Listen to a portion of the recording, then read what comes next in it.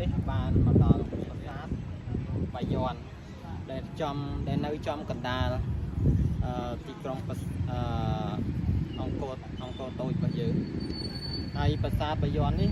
គឺកសាងឡើងនៅសតវត្សទីកសាងនៅចុងសតវត្សទី11ហើយនឹងដើមសតវត្សទី13ហើយប្រាសាទនេះកសាងដោយព្រះបាទជ័យវរ្ម័នទី7ហើយយើងទៅមើលកំពូលប្រាសាទក៏ដូចជារូបរាងប្រាសាទ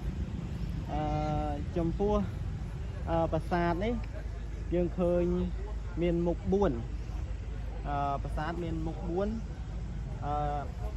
តែខ្លោងទ្វារទាំងអស់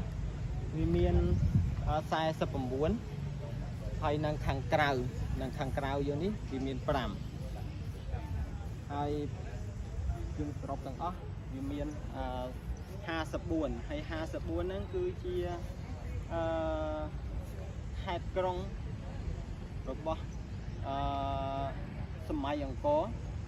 កណាគឺគេធ្វើតំណាងឲ្យខេត្តក្រុងទាំង54ហ្នឹងហើយ